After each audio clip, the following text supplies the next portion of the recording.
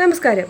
ഇന്ന് ന്യൂസ് ചാനലിൽ നമ്മുടെ വൈറലായ ടീച്ചർ, അതായത് 10ാം ക്ലാസ് വിദ്യാർത്ഥിയായ ഷഹബാസ് മരണപ്പെട്ടതിനെ തുടർന്ന് ശക്തമായി പ്രതികരിച്ച റിട്ടയേർഡ് അധ്യാപികയായ ജയ രാമചന്ദ്ര കുറുപ്പ് എന്ന് പറയുന്ന വ്യക്തിയുടെ ഒരു പരാമർശം കണ്ടിട്ട് അതിലൊരുപാട് തെറ്റുള്ളതായിട്ട് എനിക്ക് തോന്നി.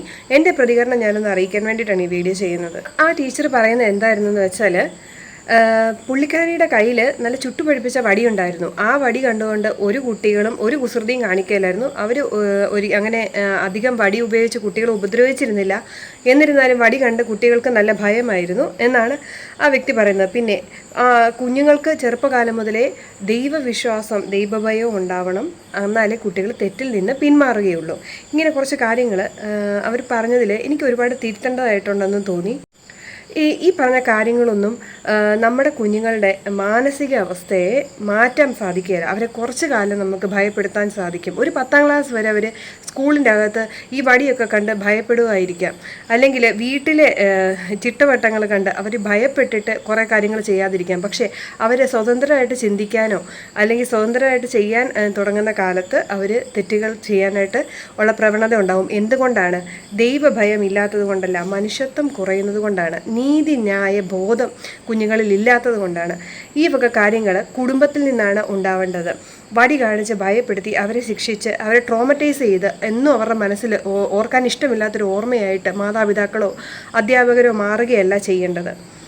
വീടിനുള്ളിൽ തന്നെ ഒരു നീതിന്യായ ഒരു വ്യവസ്ഥ ഉണ്ടാവണം. അതായത് എന്താണ് തെറ്റ്, എന്താണ് ശരി എന്ന് പഠിപ്പിച്ചു കൊടുക്കുന്ന ഒരു പേരൻ്റ് അവർക്കുണ്ടാവണം.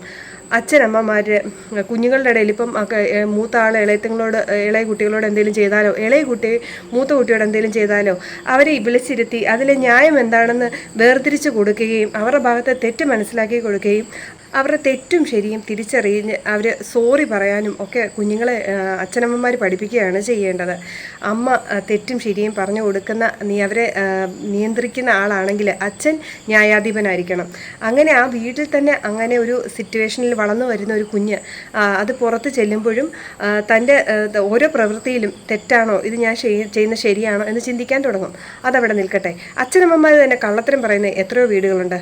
നിങ്ങളുടെ വീട്ടിൽ നിങ്ങൾ കുഞ്ഞുങ്ങളോട് തെറി വിളിക്കാറില്ലേ? നിങ്ങൾ നിങ്ങളുടെ കുഞ്ഞുങ്ങളോട് കള്ളം പറയാൻ പ്രേരിപ്പിക്കാറില്ലേ? ഇല്ല, കുഞ്ഞുങ്ങളുടെ മുമ്പിൽ നിങ്ങൾ കള്ളത്തരങ്ങൾ കാണിക്കുകയോ പ്രവർത്തിക്കുകയോ ഒക്കെ ചെയ്തിട്ടുണ്ടാവുകയില്ലേ? നിങ്ങൾ ട്രാഫിക്കിൽ ഇറങ്ങുമ്പോൾ കുഞ്ഞുങ്ങളുടെ കൂടെ വാഹനത്തിലിരിക്കുമ്പോൾ ട്രാഫിക് റൂൾസ് പലപ്പോഴും തെറ്റിച്ചിട്ടില്ലേ? അപ്പം നമ്മൾ തന്നെയാണ് പലപ്പോഴും കുഞ്ഞുങ്ങൾക്ക് മാതൃകയാകുന്നത്.